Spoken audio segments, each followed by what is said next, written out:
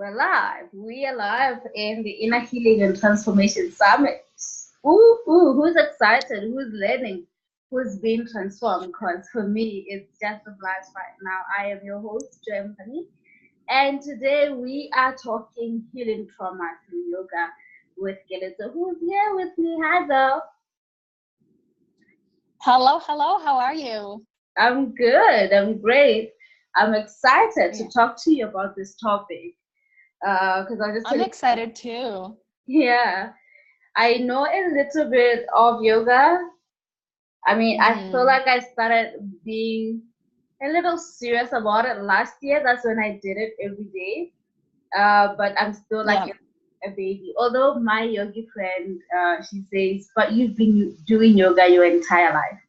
So I want to Yeah. yeah, to talk about yoga. Let's start with your journey with yoga, and then we'll go into our conversation. My journey with yoga.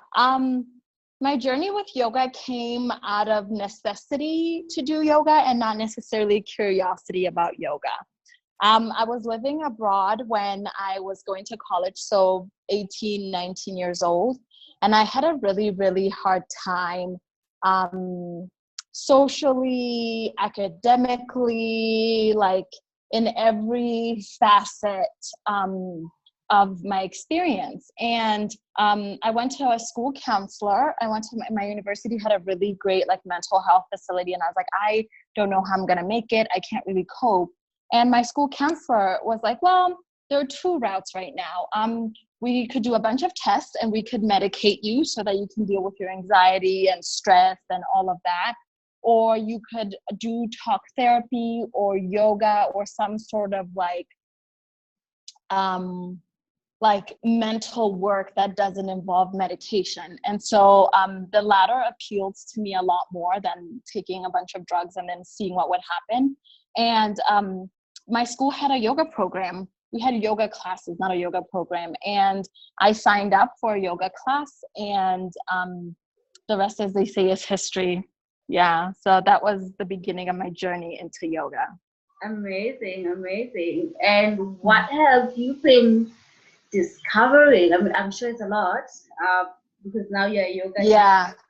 But what were the things that you Yeah. discovered at that time that were really helpful for you with the anxiety that you were going through, the struggles that you were going through? Yeah. I didn't know much about yoga, so I didn't have any expectations. And I didn't know what my guidance counselor meant by like try yoga.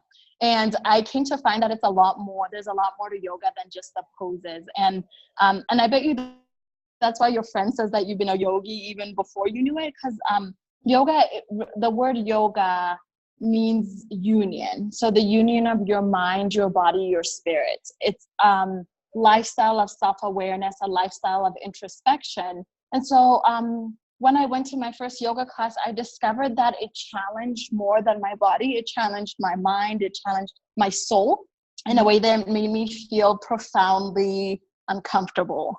Mm, But there was something in me that was like, that was something that's worth exploring. And so I guess I was very ignorant when I approached it. So everything was new. It was like the pose was new, just like touching my toes was new. I was like, this is not something I do, just like sit there and touch my toes. And the thoughts that came into my mind, those were new. The feelings I was experiencing, as uncomfortable as they were, it was I was experiencing them in a new way. And so like everything was just new. It was like a journey of self-discovery, basically. mm, yeah. I'm Yeah. now thinking of my first time I experienced yoga. I was in India, living Hmm. in India, and we were in a Yeah. conference. So a bunch of us foreigners from all over the world. So there was this excited energy all together, right? But then we were told that there's a Hmm. yoga class at 6 a.m. And I mean, Yeah. I'm like, I'm in India, I should really experience this here because this is, Yeah. Yeah. country for yoga. So I'm like, let me go. Um, but considering that the night before and the energy all together, my body was kind of like physically exhausted, even though I was going there, you know. But I just Hmm. wanted to come back to myself, to be still, to be centered. and I knew and understood Yep. yoga in terms of like the concept and what's possible that you can find with yoga.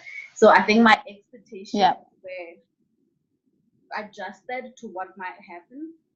But what happened there, Yep. oh my God, 10 minutes into it, I was super overwhelmed because all these emotions that I've been holding, Yeah. all this Yeah. pressure, all this overwhelm that I had because I was a team leader managing 200 plus people. So I was Yikes. overwhelmed by a lot of that. So the Yeah. emotion just started coming up, just with me moving and doing downward facing dog. I'm just like, oh my God. Yeah.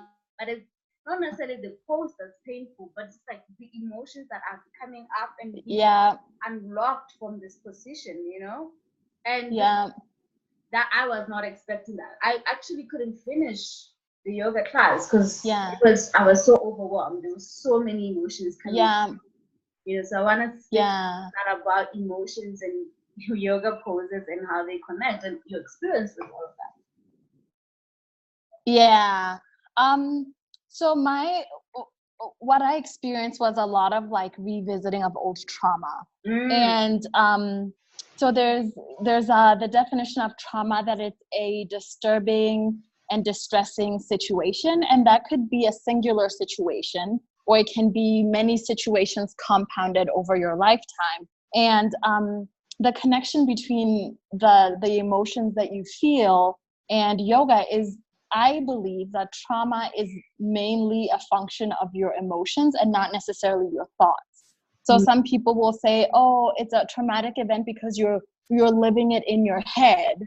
But I argue that it's a traumatic event because you're living it in your body. It hasn't passed, it's stuck in your body. And an example of that is like when you feel joy and your chest like almost expands, your temperature rises. That's a physical thing. That's a feeling thing in your body. And when you're sad, you can experience a sort of like emptiness or a coldness in the body. And that's all very feeling based. And so what yoga does is that the asanas or the poses are very physical. You move in ways that you're not used to moving, and you move in those ways intentionally. And whatever chemicals were released when you're experiencing your trauma, they get trapped in the fibers of your muscle. So when you're stretching those muscles, you're releasing whatever is in those muscles. And a lot of the times you start to feel the same sorts of things that you felt during your traumatic experience. And it can be very overwhelming if you're not ready for it. Like if you're thinking, I'm just here to get in my downward dog, and then you're like thinking about your mom and crying on the mat, like what is that? And so the connection between like yoga and feelings is very visceral, it's very real, it's very big, because they function on your emotional level. Both of them do. I was talking to another speaker.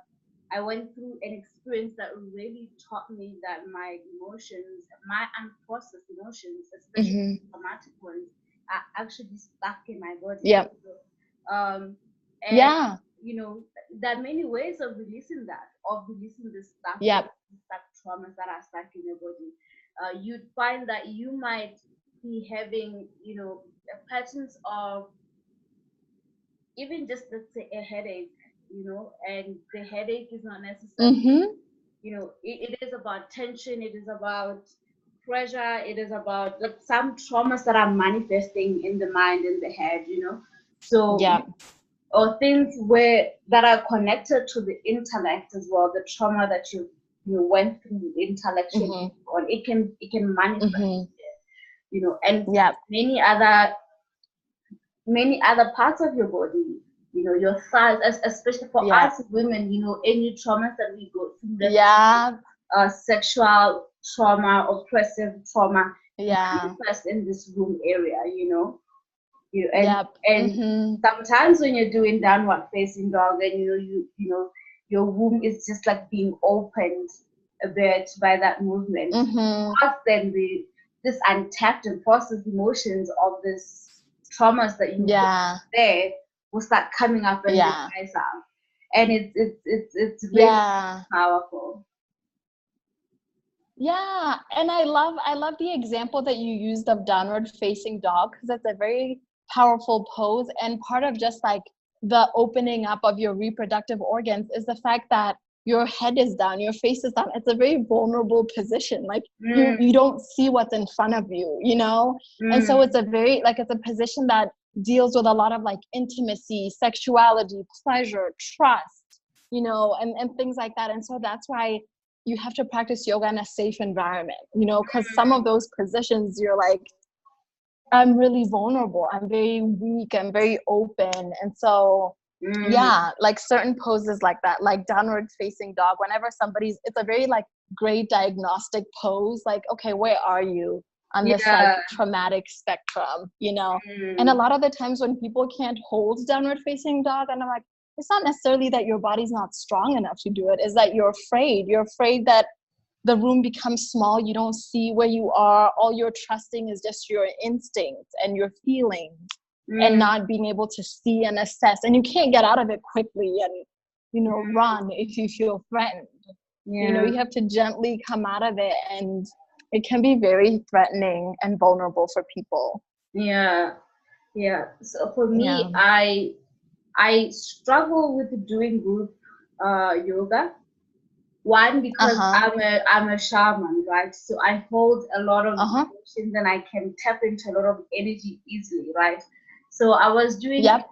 intergenerational yoga. Is that a thing? Yeah, something like that. Intergenerational trauma Yeah. yoga. Yes, we were doing that. So we Yep. were a group of us women, and we had this really powerful guide, and we were doing downward facing dog. And then she had called us to bring in all our ancestors, our mothers and our grandmothers, into the room to practice Mm-hmm. healing through yoga with them. And so Mm-hmm. the room had a lot of energy for me, and I could sense Mm-hmm. everyone's grandmother and mother in the room, and it was so overwhelming. Yep. Every time I had to do downward facing dog, I was so overwhelmed. Yeah. I wasn't only just feeling my pain and my processed pain in my room, but every other woman, in the room, and all Yeah. I couldn't even finish that class as well. So I had to take it Mm-hmm. from like I do this work first with myself and then how to hold energy. Yeah. Because it's a Yep. very energetic practice that It for you to is. really, for it to be effective, you need to surrender, to surrender Yep. to the feeling, to not be afraid. And I was afraid. I was like, I don't know if I can handle all of everyone here. So I want to talk Yeah. about, yeah, about Yeah. the preparations that you need mentally for Yeah. yoga and how to surrender really with yoga. Yeah. I think the preparations you need are to be honest with yourself. Like you recognize that you're somebody who's very open to energies. And so what I encourage people is to like let your instructor know. For example, say like I feel very strongly. Just like I'm just a feeler.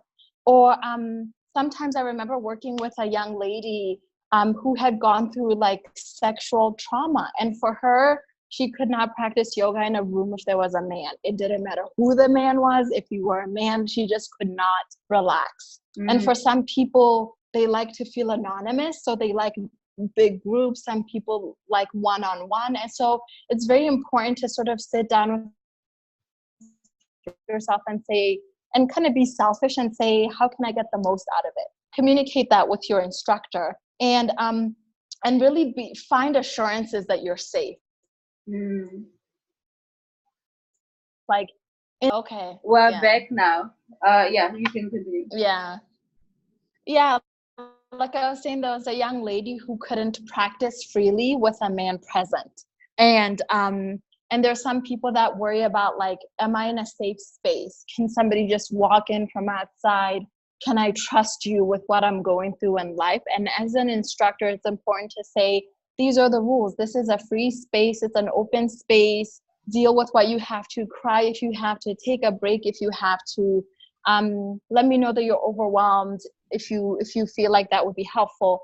And so once you feel safe, it's very easy to surrender. And I always let people know that, like the saying, this too shall pass. there isn't an emotion that has permanence in life. The discomfort that you feel now, maybe it'll take a while, but it will not stay as intense as it is right now. And so I always tell people it's like being in an uncomfortable yoga pose. You breathe through it, knowing that it's going to end. And I love that when you do yoga, you end with shavasana or corpse pose. It's a pose of complete rest and complete surrender. Like you're not doing anything. It's like wonderfully passive. And so, you know, hope springs eternal in people. So I tell people, I was like, whatever we're going through, whatever we're working on for this hour and a half, know that there's rest in the end. It's the same thing with life. It's the same thing with hardships. You're going through it now, be aware of it, but always have that like river, that like underlying current of hope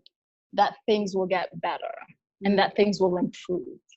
And so that's usually, and that usually helps people relax and give into the process. Yeah. And I mean, the more you do it, the more you get better, the more you learn to feel your emotions, the more you learn to surrender. Exactly. I love yoga. I really love yoga as a practice because in moments where, so my practices are this, it's meditation, yoga, and journaling. So move, yoga, manifest through writing, journaling, and meditate through meditation. And out of the three practices, every time when I'm going through a difficult time in my life, the first thing I shut down from practicing is writing, journaling, because it's really, really raw. It requires me to really pour everything out. And meditation can scare me because I'm afraid of where I'm going to go with silence, with stillness. But if it takes me to address what's currently happening, I remember I was telling my yoga teacher that my mom was recently robbed, almost robbed, and it was a very traumatic because I witnessed the whole thing. And it's like the whole day I've been running away from doing meditation. I don't want to write about it. But with yoga, somehow, because I'm processing it from my body and it's not requiring me to be within my mind and spirit, it's safer. I feel safer. I know I might eventually crying while I'm doing the downward facing dog, but I can feel myself releasing all this tension. That's why I love yoga. It's so powerful. Yeah. It really is. It really is. And I love that you journal as well. Because while you're going through those poses, lots of things come up. And sometimes it's just good. Something comes up and it's good to just write it and just let it go and move on. Because I know that sometimes people think yoga is this like lofty, spiritual, like you're thinking about the meaning of life all the time. But sometimes when I'm in a yoga pose and I'm like, oh, I should really get a pedicure, you know? Like it's a non like spiritual thought, but it comes into my mind and it distracts me. So I'll write it down, get a pedicure. Okay, move on from that and work through it. And then so I'll look through my notes from yoga. There's like stuff about getting a pedicure. There's stuff about my purpose in life. There's stuff about like my mind just went all over the place. And I like what you said about it is that the more you practice, the less the fear is. Like you're not afraid of yourself. You're not afraid of where your mind could go. You're not afraid of the thoughts that you have. And it's a wonderful thing. Like you live with yourself your entire life. Like how wonderful is it to be at peace with yourself and at peace with how you are. I always felt like I never knew if I was connected to my breath or not. But somehow with yoga, I really feel it because I mean, some of the yoga poses cause you to start breathing because you're like, oh my God, when is this?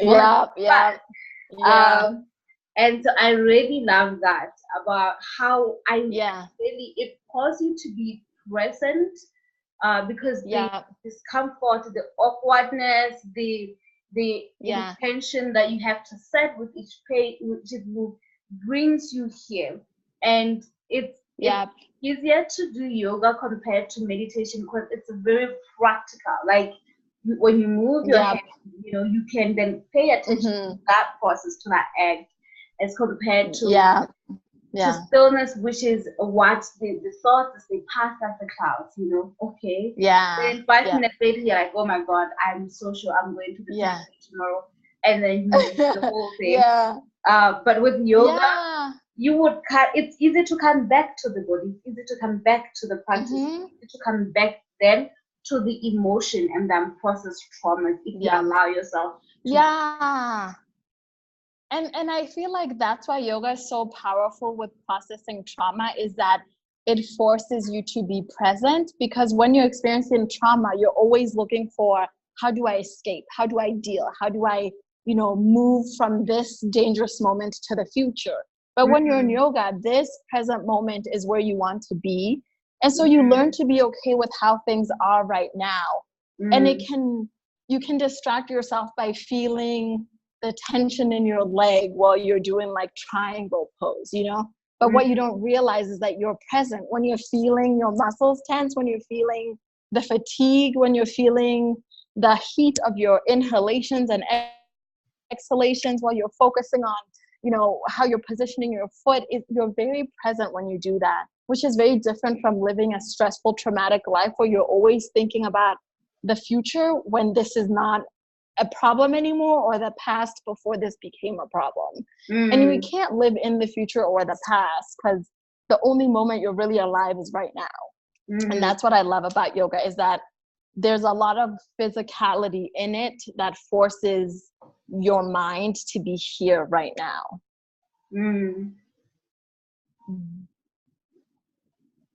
Oh, I kind of got busy there with trying to open. So as you're speaking, I'm thinking, just for us to break it down on, and maybe you can even bring it back to your experience, because we speak about the future, and even the past, which is when you live in the future, you become anxious, anxiety, right? When you live in the past, you become depressed. Yeah. Right? How does yoga help to, to reduce this depressive tendencies? I mean, the tendency to live in the past and the tendency to live in the future. How do we use it in a way, to come to this moment on a continuous basis every day? Well, knowledge is power, right? So when you know yourself, when you've studied yourself, when you know how you went through the things you went through in the past, you can predict how you'll go through the things in the future. And so, you've heard the saying, an unexamined life is not worth living. And if you think of yoga, it's really an examination of your life. And you begin to see patterns. For example, with me, a lot of the trauma that I dealt with when I was going through yoga is I thought I was I just thought I was like an angsty teen going through things. But what it was I was, like a little girl who missed her mother. And so if I hadn't done the work of thinking about it and processing and identifying where my source of sadness was from, then I would have had this like nebulous cloud over me of sadness, of depression that I don't really know.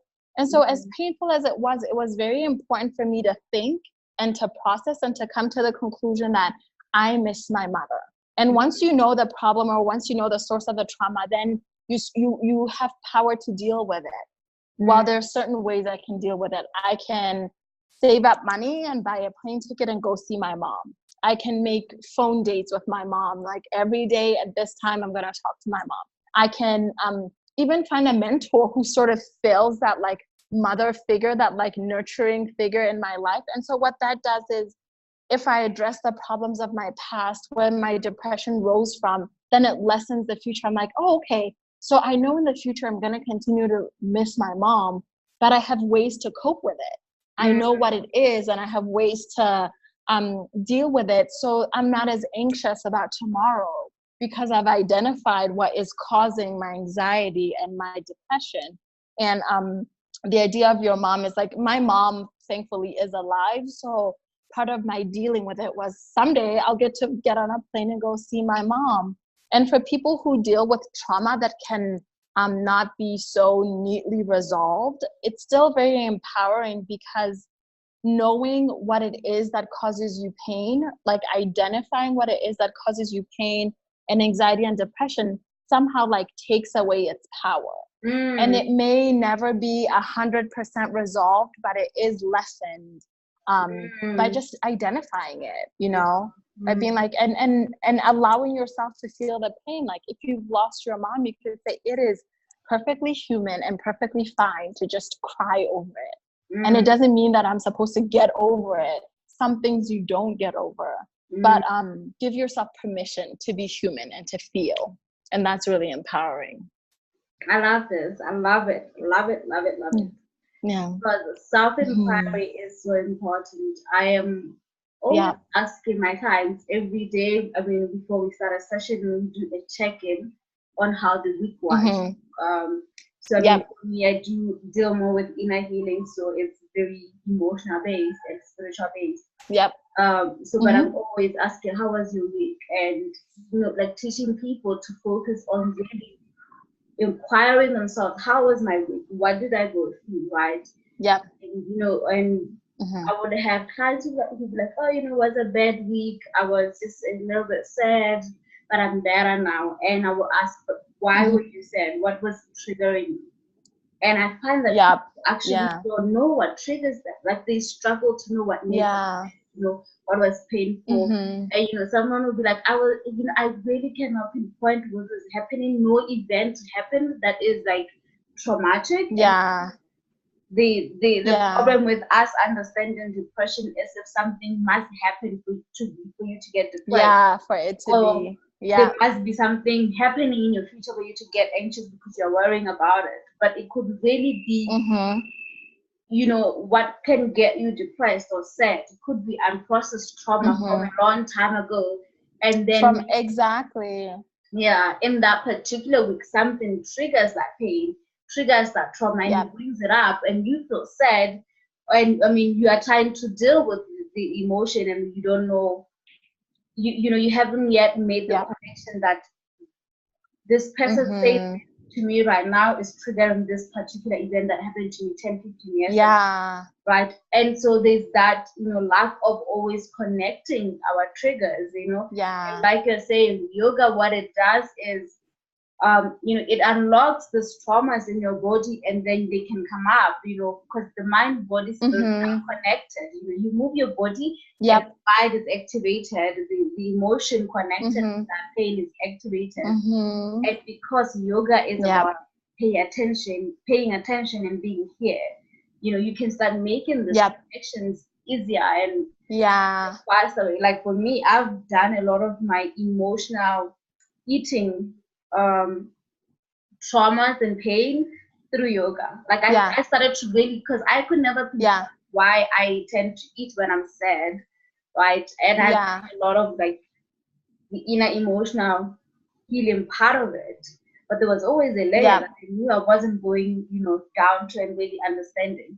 And somehow every time I started to move my body, I unlocked all this information and it just started coming to me. And I was just like, oh my God. I've had many moments in a yoga pose. I'm like, oh my God, this wound is related to this event that happened to me when I was And that's the power, you know? And I always tell people, like I love like reading your profile about healing, is that a lot of the times when we think about healing, we think about other people healing us. And we never think about, I possess the tools to heal myself. And so there's a lot of trust that you have to have in yourself, because someone couldn't come to you and say, Joy, the reason that you're feeling this way about eating and sadness is because of X, Y, and Z. You were exploring that on your own and you became your own healer. And I think it's really important for people to give themselves credit and allow themselves to be that role in their lives. And that's one of the things I love about yoga, is because I can't tell you which pose is best for you. As you move, as you explore, you're going to find that whenever I'm panicked, when I get in child's pose, my heart rate comes down. Whenever I'm panicked and I come into mountain pose, I feel at ease. And I'm like, I didn't tell you that. You figured it out on your own. You figured out how to heal yourself on your own. And so I'm like fangirling over you, but it's like one of the things that I really love about like your perspective on healing is that it's not about other people having power. It's about you coaching people on how to find healing. Like, yeah, you're the expert in it, but you're also bringing that out in people. And I think what you do of asking somebody like, okay, identify what it is in your week that made you sad. That is the work of a healer. It's like going to a doctor who says, okay, let's find where the broken bone is. Where does it hurt? You know? And so I love that. I love women taking ownership of their own well-being, mentally, physically, spiritually, all of that. Yeah. Thank you so much for that, because my whole philosophy is that we are the creators of our lives, and so we are the healers of our lives. Only you know your pain. Only you know what triggers your memories. And healers like me and you are just guides, you know, like we're facilitating the process of you remembering how to heal yourself. I'm not healing you. You are remembering. We are activating the healer within you, you know. And like for me, this is why I love all this information, and why I'm like, we need to get this information out, because people are, you know, just sitting and thinking that someone is going to come and save them, someone is going to come and heal them. And no, I mean, you will heal yourself. You will heal yourself, and you can heal yourself. You can have guides, sure, definitely have someone to help you. But like for me, what I'm interested in is that you would leave, whether we were 3 months or 6 months together, you would leave, and whatever it is that we held space for, it's something that you can return to 5 years from now, 10 years from now. You know, you're continuously doing that's the thing about it. And that's the thing about trauma. I remember today, I was like thinking about this session. It's like there are things that I want to talk to you about, which is subtle trauma. Like a lot of people have been saying, oh my God, I'm realizing so many of my traumas that do not look like that traumas, and because they don't fit this idea of what a trauma is, you know. But I want us to bring people to this idea of different types of traumas, and how, you know, yoga can help with each type of trauma, like the subtle one and the really deep one, you know, that's really from a big let's talk about that.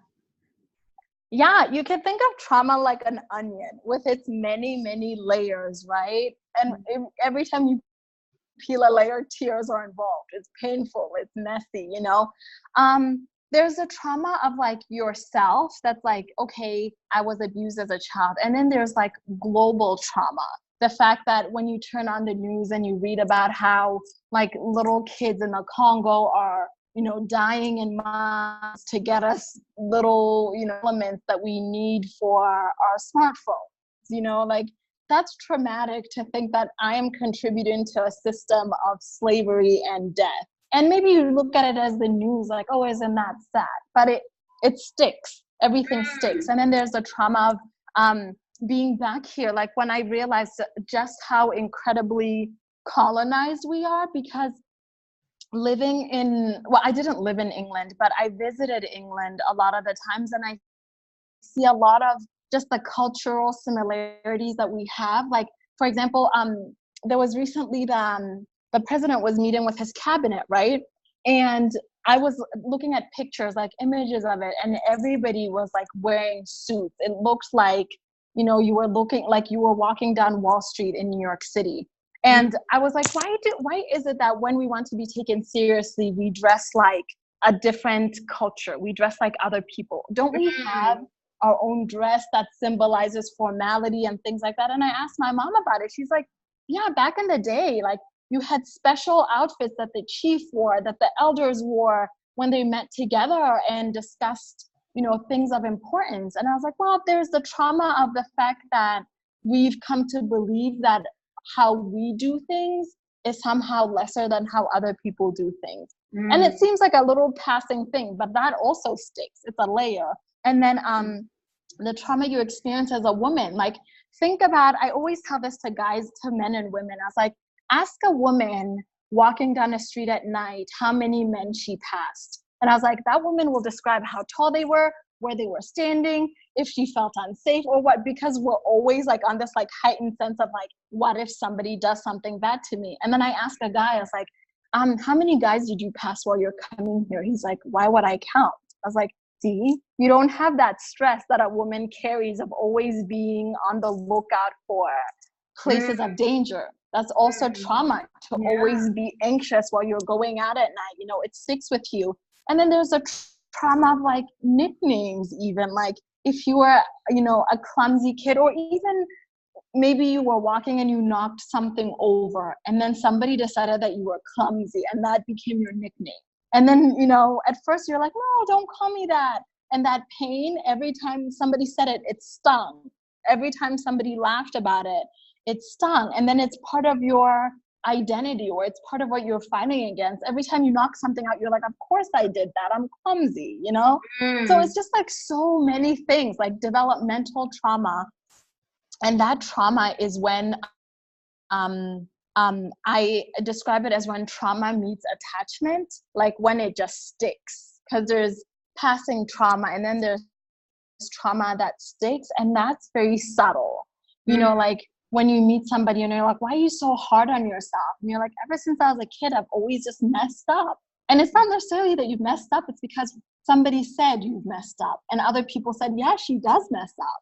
And then it became part of who you are, and then you wear this armor of, I've got to look put together. I can't make mistakes. I can't fail because I'm the one that messes up. And it's traumatic. We're not meant to always like hold these pieces of armor up. We're meant to be free, like shed those and know that some days you will mess up. Some days you won't. It's okay. You know, and so a lot of the subtle, it's so many things, like who you are, like even like the kind of family you grew up in, like people that grew up in poverty have a different trauma than people who were well off, you know, like so many different things. And I always say to people, every single thing that you go through in life sticks to you. And that could be for the best, that could be for the worst, but it's important to you to say, how do I define myself? Do I define myself as that poor kid who never had nice things and therefore is never deserving of nice things? Am I the girl that's always being harassed because my curves are too much? Or, you know, like it's you've got to ask yourself those things and say, what labels or what experiences do I want to carry forward with me, or which ones do I want to let go? And it's like that onion. It's like, okay, this layer, that layer, shedding, crying, removing things. And most of them aren't like big things like someone raped me or someone tried to kill me. They're like little things that build over time, you know, exposing yourself to certain mindsets, exposing yourself to the ways some people talk. Like if you're around people who are critical all the time, you become critical. If you spend time around people who are supportive, you become supportive. And so there's a lot when it comes to like subtle trauma that is on an individual by individual case, really. Yeah. I mean, it's so layered. It's so layered. It's also really quite interconnected. I was just talking to a client on how, you know, you could have a physical traumatic event. Say, I'll use myself as an example where, you know, when I was young, 5 years old, I shared this, I think, in one of the stories. I was locked in a wardrobe. And no one could find me. They were looking for Baby Joe, but they couldn't find me. And I was calling for help, but nobody. And I couldn't come out of it. And I think eventually I even slept. You know, but it was a very traumatizing. Wow. They had to cut the wardrobe apart to get me out. And ever since then, I've always been afraid of small spaces. But then I realized it's not just physical spaces, but like any small space, even emotionally, really terrifies me. It went beyond the physical to become something I carry. Small spaces are unsafe, dark spaces are unsafe, and that meant even my dark moments, that's unsafe, you know. Where an experience is calling me to come within, to come back to myself, that's so small. I cannot contain it. So I run away from that. So I Yeah. connection Yeah. between a very subtle that example is not really subtle because it was really, but some can be as subtle as something that someone says, um Yeah. something that your mother says about men, for example. Mhm. It's a story, and whatever Mhm. story that is, you might take it, especially if you're said with this intense emotion, all men cheat. Mhm. So that's a story that maybe your mom said Mhm. to you, and it's said when you're 12 years old Yeah. or something, and you carry that Yeah. story with you. It happened one time, Yeah. but then that's your story, your how you perceive men, Mhm. how you connect with men, how you relate with them. You expect them to fulfill the statement that Yeah. and that statement And then you end becomes up a traumatic. manifesting that. Yeah. Exactly. And so this is the Yeah. conversation altogether is a need Yeah. self-inquiry, but also inquiry into your own experiences, the lessons, Yeah. the belief Yeah. systems, the perceptions that you inherited, that you learned from your mother, from your teachers, from the people around you, Mhm. that you took Yeah. at face value and adapted as yours.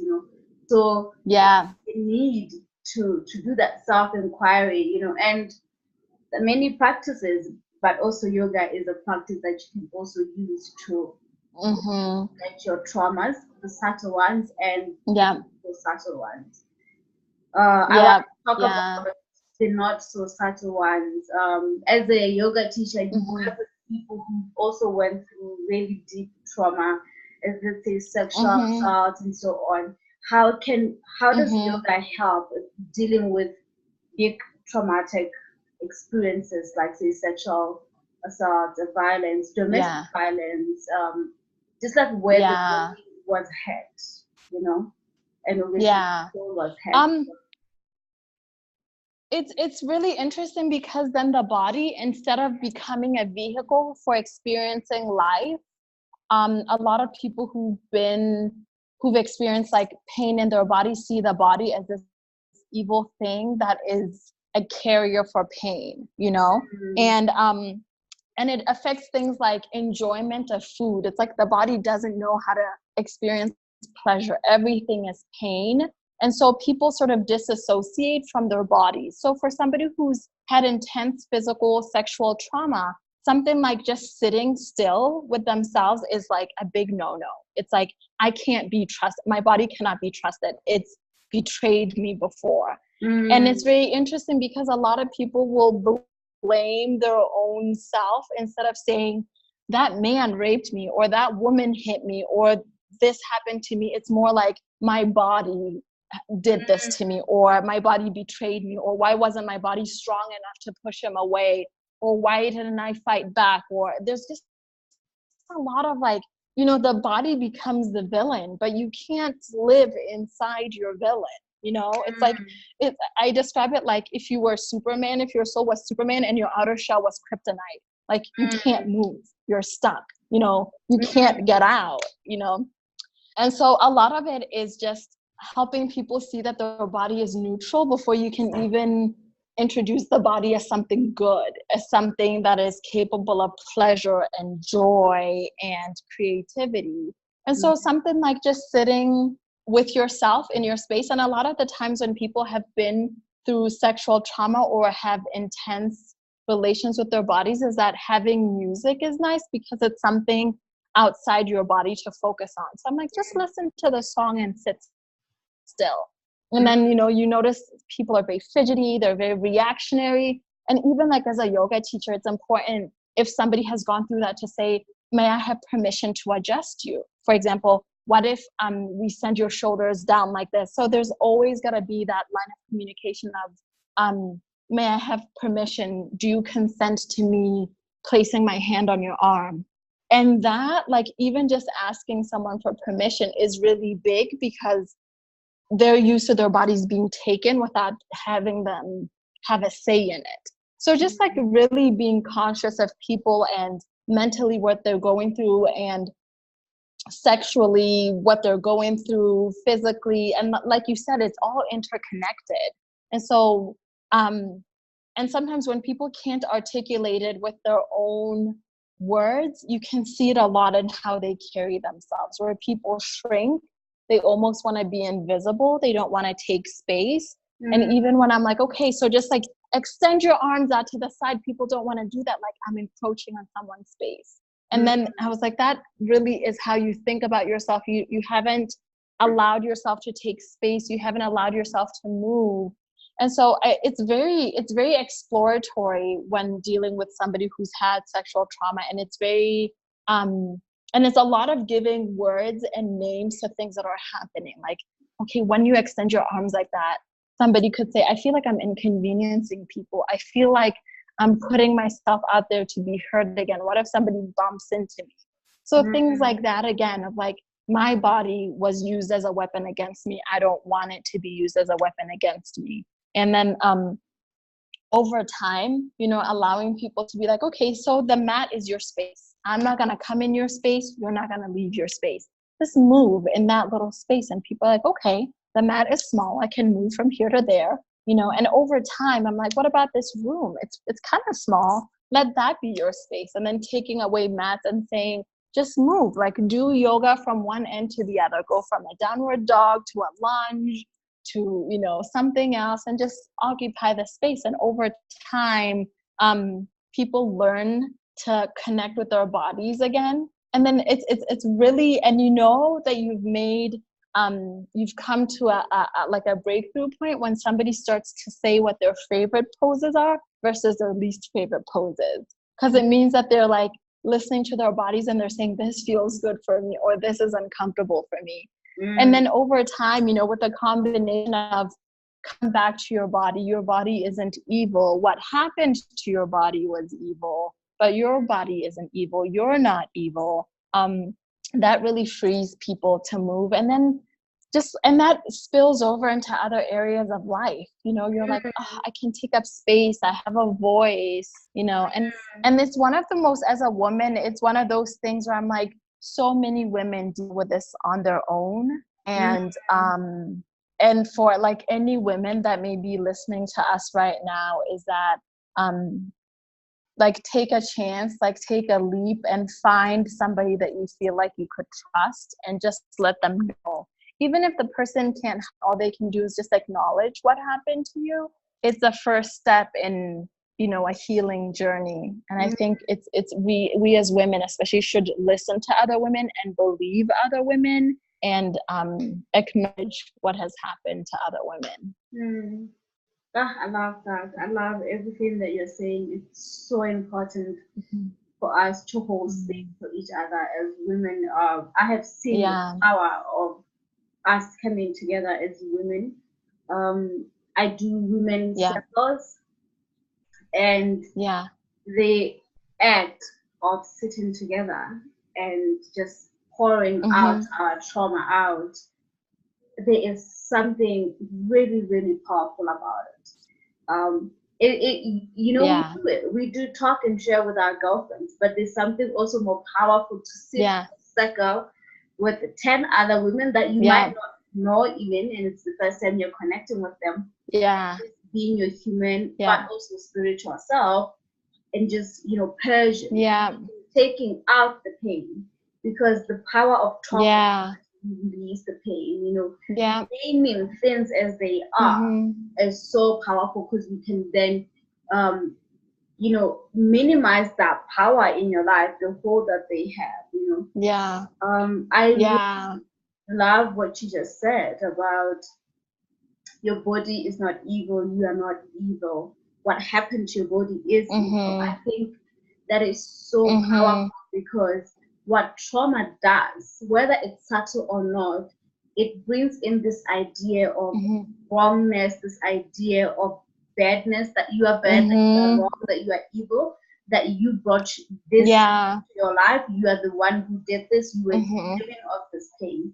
That's what trauma does. The idea that, you know, this, it's my fault, and there's nothing we're talking about. There's nothing more powerful in terms of wounding you, in terms of taking your power from yourself, than believing in the idea that you are not good, that you're not deserving, that you are Yeah. that you are sinful. Yeah.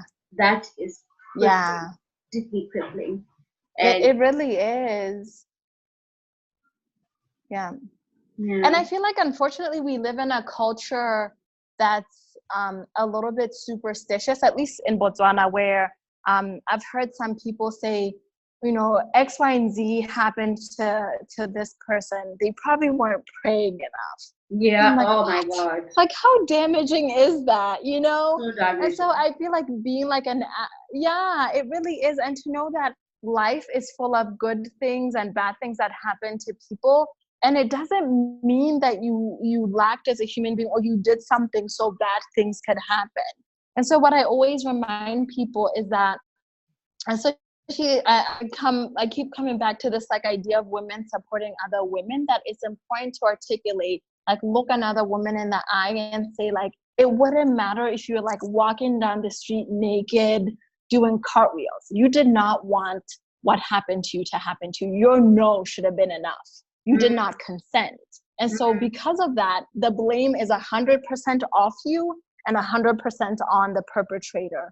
And so I think just like explicitly saying that to people, like, you did not invite this by the skirt you wore. You did not invite this by the fact that you had alcohol. You did not invite this by being pretty. Like, you know, let's hold that against women. Why are you so attractive, Joy? Don't you probably wanted this, you know? Just like that, the absurdity of the victim blaming that goes on. And I think as women, it's so empowering to look at another woman in the eye and say, you did not deserve to have this happen to you. You did not welcome this. It is not your fault. And then take that away. And once you take that shame and that guilt, I feel like you're like 50% there, you know? Yeah, because part of the pain is the guilt and the shame, you know, and the guilt and the shame is put on you, you know, that I did this, so that people must not know that this happened to me.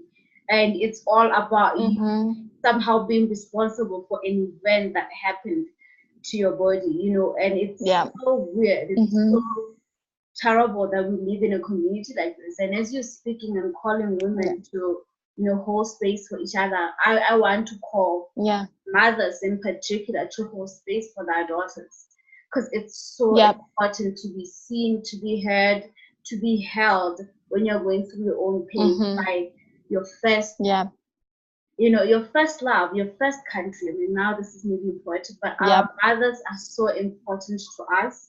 And I know part of our struggles when we go through trauma is this difficult, the struggle to tell our mothers that this happened to me. And that's also traumatizing you, you know. So if you are a mother, try to open space for your daughters to talk to you about that trauma. And how do you open that space? By also starting to talk about your trauma, not in a way of wanting your daughter to mother you, but in a way of opening to say, I'm human and things can happen to our body. It is not my responsibility that it happened to me, but the story does not define me. And so whatever it is that you also go through as my daughter, you must understand it is not your story.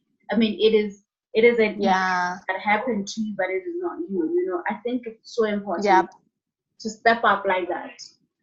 Step up and move. You know, we are great friends to many of our girlfriends, but we struggle with doing this for our mothers and sisters and daughters. And the men, the guys too. My friend was like, Joy, this is so powerful, but where are the men? I feel like we need to also talk to the men about this. I'm like, I did that. I used to be I used to work for men and boys and for gender equality and speaking about who's in relationship to gender and all of that. And I mean, that work was powerful, right? But there is really a huge gap with us women, because the traumas of the woman and the trauma, like the fact that more often than not, our bodies are used as weapons to oppress us, to shame us, to hurt us. It's a really, really, really deep wound that needs healing, and we must focus on it. And not all of us. Someone should definitely talk to the man, but we should also do it for us as women. Yeah. This is why I do this work. Exactly. Yeah. And it's such important work. And I agree that like we're so much better together, and we can go a long way in being part of someone's healing journey just by virtue of saying, I'm a woman and I'm here for you. Even if I haven't gone through what you've gone through, I'm here for you. Yeah.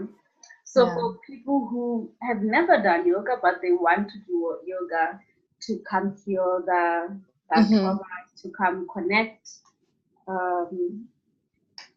what would you say to them just as a way to like, yes, you should do it? Yes, you should do it. But also know that there are no expectations. Like a lot of times people say, I can't touch my toes, or I haven't exercised in forever. I'm like, just what you need for yoga is your body.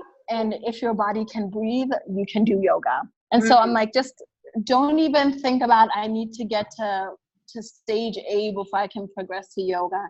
Just come, maybe bring a friend, and I promise you that at least in my yoga class, and I'm gonna say this about the entire yoga community, is that if in the middle of class it's not working for you, you can just gracefully like leave the class. I'm not gonna chase you down and say, come back here, you should stay. Like maybe I'll say, hey, is everything okay? But know that there are no expectations. You don't have to power through it. You don't have to do anything that you're not ready to.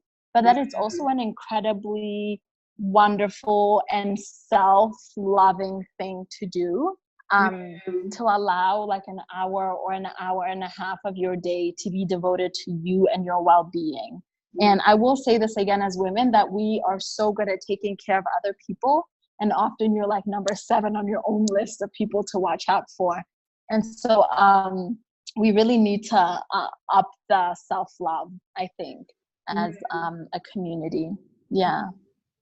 Just before this, I didn't read the article, but I saw this article and I was like, I want to read this. And it was talking about what it's like to do yoga when you are not thin and you're not white, you know. And I was like, that's an interesting thing, because I think that people think yoga is for white people and it's for thin people. I mean, I'm like well blessed with my boobs and my butt and everything. I'm sexy and but I do yoga. It's really not about that. So I just want to put that as a disclaimer, because people think, oh, I need to lose weight first to go to yoga class. Yeah. You know. And I'll put myself in that category too. I'm not white and I'm not thin, but I do yoga. And in fact, I teach yoga. And if you think about it, like yoga was really popularized in India, where the people have brown skin and different shapes. And I tell people, all you have to do yoga is to be a human being that can breathe. If you have a body and you can breathe, you're qualified. You can do yoga. Yeah. So even if you're a 60-year-old woman, go do yoga. Yeah, a 60-year-old. In fact, my teacher was, I think he was in his 70s or 80s. He was like an 80 or 70-year-old man. And, you know, he was a teacher and he didn't let age stop him. Yeah. And it's yoga is good for your back and all the other pains you have. Yeah. You know. Yeah. There's also that just that physical aspect of, it's great for your posture, it's great for your lung capacity, it's great for your mood, it's great for just so many, just life in general, not even just the emotional stuff, but just you just feel good. You feel good after a yoga class. Yeah, amazing. I mean, this has been such a powerful conversation. I feel like people like Joy is always writing, this was a profound conversation, because they're always profound. You know. I'm so grateful for you coming here, sharing the space with me. And just I'm very happy to be here. Before we close, you know, you can share with people, especially those who are in Botswana, how they can connect and how they can start doing that yoga with you. Okay. You can find me and other practitioners of yoga at Studio M10, and it's yoga studio in BBS Mall. We have a Facebook page that has our contact on there, or anytime you're in BBS, just go on up the stairs on top of Standard Chartered and ask questions. Even if you're not ready, you could just ask questions if you're curious. And for people who are interested in healing, particularly trauma,